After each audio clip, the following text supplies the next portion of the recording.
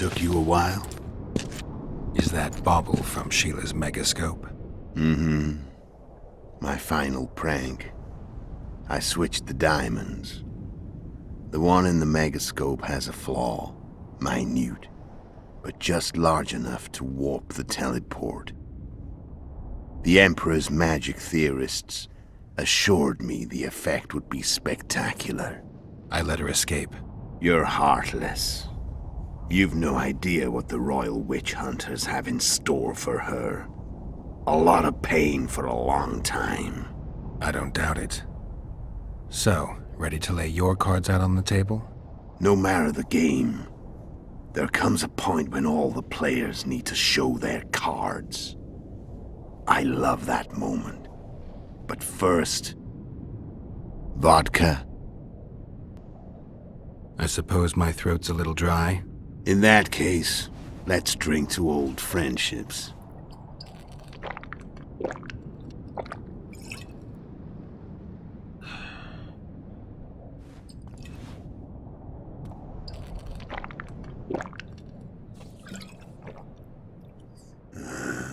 Recovered your memory yet?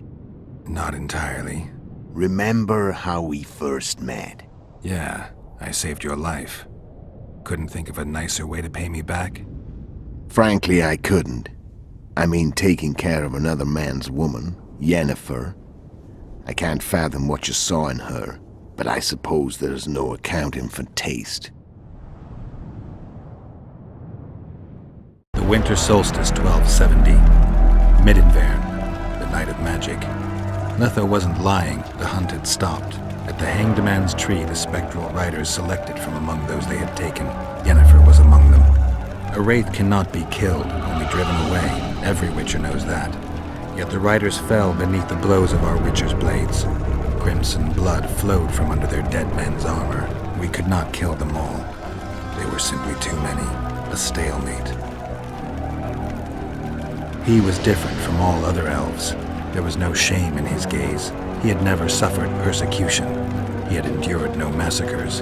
Humans had not taken his land. This elf was not of this world. He was an invader. We struck a deal.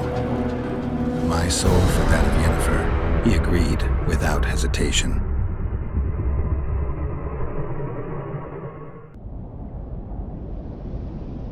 Back with me, friend. Got the feeling you left for a minute. Memories. I remember the Hanged Man's Tree and the Wild Hunt. I remember the exchange. Me for Yennefer. So, cards out on the table. Unless you chase me all that way just to kill me. I chased you for lots of reasons. You owe me some explanations to start with. Let's say I do. Tell me about Yennefer.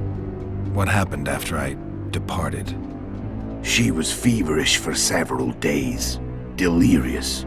In agony. We thought that was it. She was on her way out. Somehow she recovered. But even then she was disoriented. Amnesia like you. What then? Well, the woman turned out to be quite a character. Throwing temper tantrums.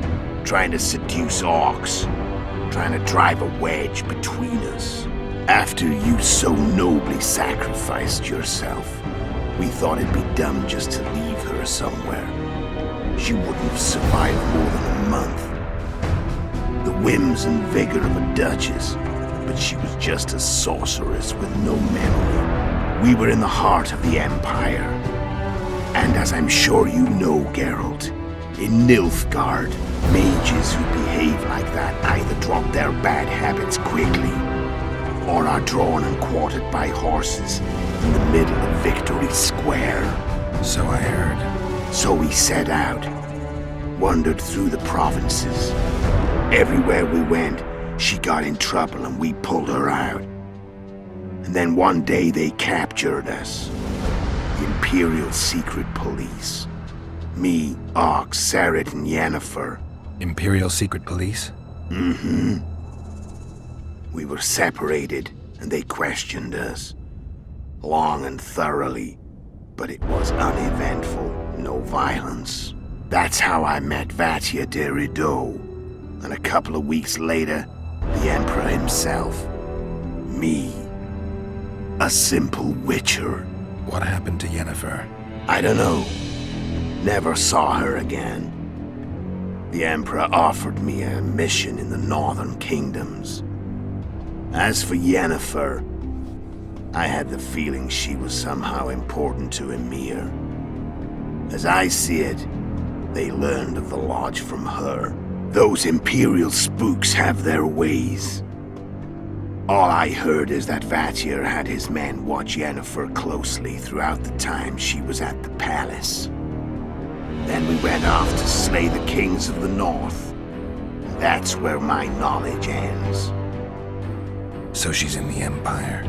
She was when I left. How did you know where we'd find the Wild Hunt? Every witcher who wears the viper around his neck knows the place.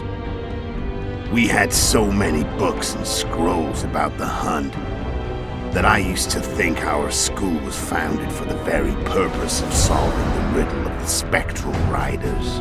Know who they are? You know the true identities of the riders? From what I understand, they're some damn elven race.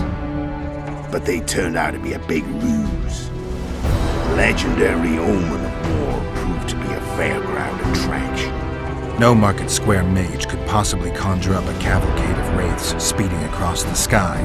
Then there's the amnesia. No, there's something more, I assure you. Go ahead, enlighten me.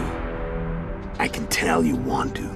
There are a lot of legends and myths about it, but the Wild Hunt is a fact. I've fought and killed many of its wraiths. They were spectral emanations, the avatars of real riders. The riders we ran into by the Hanged Man's Tree. Are you telling me you were carried off by elves? Real material sons of bitches like the ordinary kind we deal with in this world? They may be ordinary in their world, but they're strangers in ours. The conjunction of spheres. Know the theory? Do you know how monsters appeared in our world? There's not a witcher who doesn't know that. So you know there are other spheres. The most powerful of our mages can open passages between these worlds, and they usually do that to summon the monsters we then have to hunt. The elves we saw come from another world, and they weren't summoned. They found the way on their own. It's not exactly easy, so they usually send their spectral emanations. They come in person on special missions. As they did for you and Yennefer. So elves from another world and their trained wraiths. What do they want from you? I've got an idea, but that's not your concern. How did a witcher agree to kill humans at another human's bidding?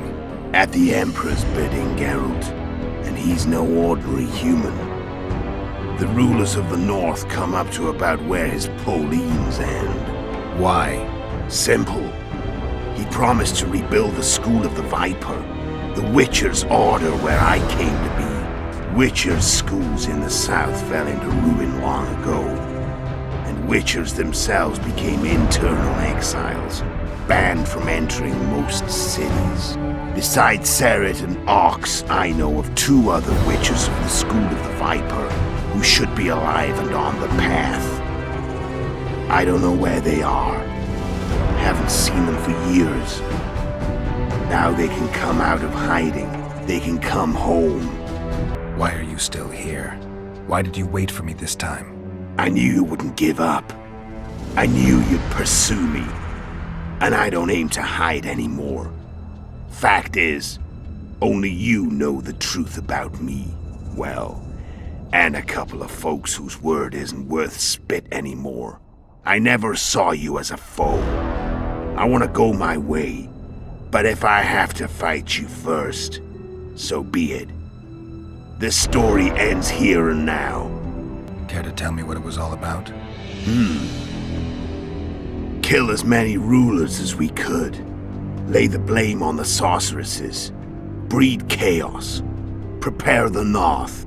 Soften it before the invasion. And you know what's incredible? We could not have imagined more fertile soil. No matter what the war's outcome, the northern monarchs will accuse one another, pursue their God-given rights, seek vengeance and be at each other's throats for years to come. The North resembles a whorehouse on fire, as your friend Dandelion would say. How did you manage to contact Sheila? It wasn't a problem once I learned of the Lodge's existence. Initially, she watched my every move, but sooner or later, everyone starts treating me like a big oaf. I mean, I can't change how I look. I stayed close to Sheila, killed a few beasts for her, and whined about how unhappy I was, how unfair the world was. So much, in fact, that I actually got her gander up a few times. I made sure a few potentially trustworthy witnesses saw us together, could link us. Security in case I was captured. I also prepared to assassinate the King of Kavir. Esterad Tyson was to be the first victim of the mysterious assassins. But before I could do the dirty deed, Sheila asked me to slay Demavend. The gods had smiled upon me. I couldn't believe my luck. Here I've been trying to figure out how to frame Sheila, and now all I needed was to carry out her orders and follow through. Where'd you get your information about the Lodge? From the Emperor and Vatir Durido, the Emperor's chief spy. And I believe they got it out of Yennefer. She recovered her memory? Nah. I'd never claimed she informed on her friends consciously.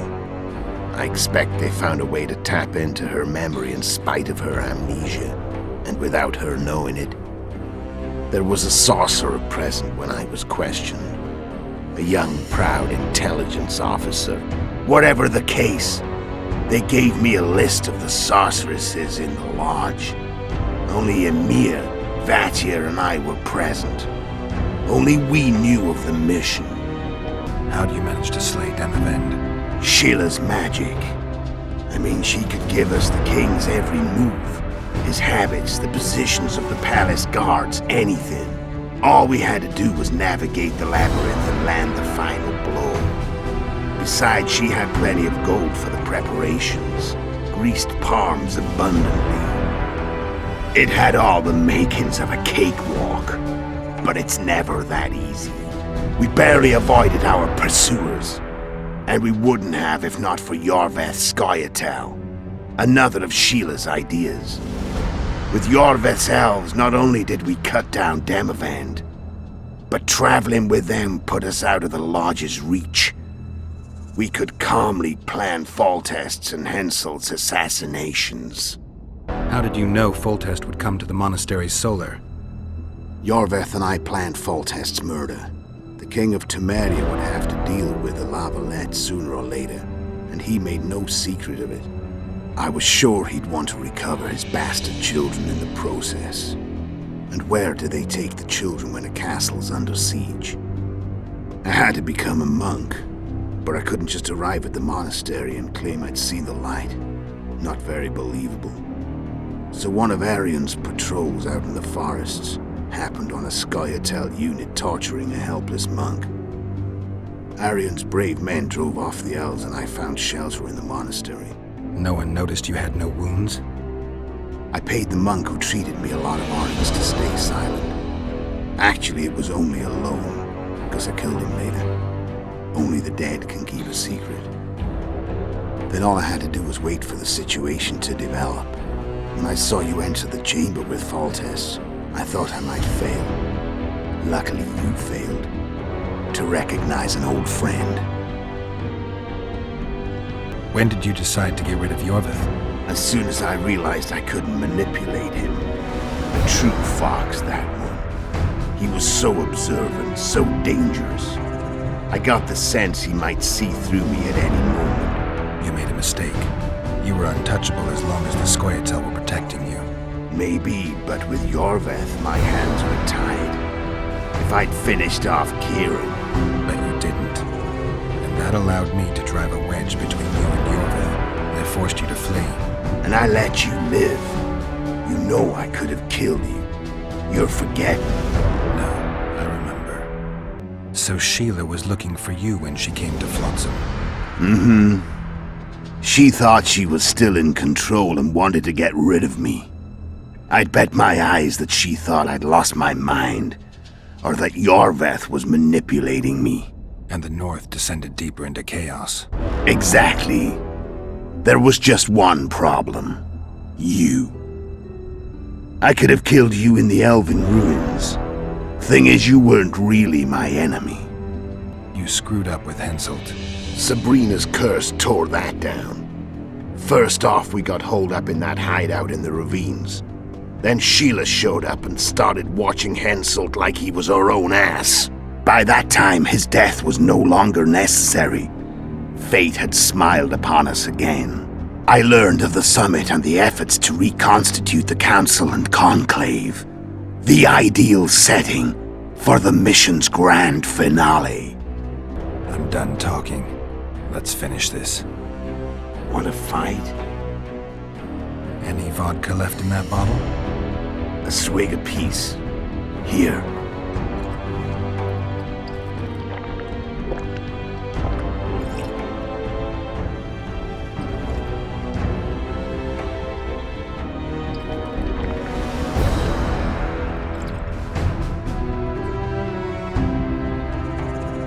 The Imperial army is probably crossing the Yaruga as we speak.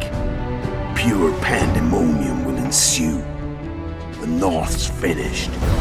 Time to go south, where the good life awaits. You're a fool, Netho. Both you and your Emperor are forgetting one thing. Misfortune brings people together. Very shortly, the North could be united like never before, thanks to you. But that's just not my concern anymore. I'm not your foe. I never was. Let me walk away and I will. You'll never see me again. Force me to fight, and this time I'll kill you. Time to fight. Ready? As I'll ever be. Stop whining and fight. What does it feel like to be almost dead? Fight. The wolf has teeth. I'm better. I can tell already. Of course you can. You tire quickly. I'm tired of your talking. I don't want to kill you. I'm killing you gladly. You're nowhere near my level. Of course not. I'm no kingslayer. I've had enough of this dance. Goodbye, Geralt.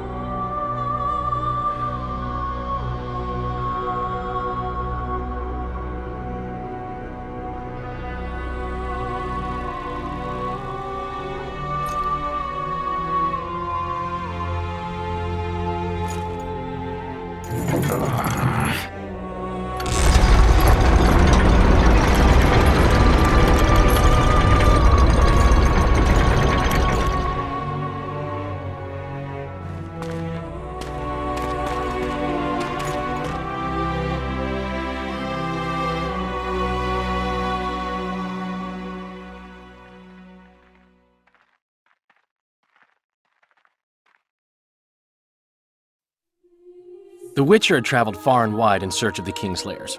Along the way, he had met both the righteous and scoundrels, Bernard Laredo amongst the latter. Laredo sold Flotsam to Kedwin and scattered the local non-humans to the four winds.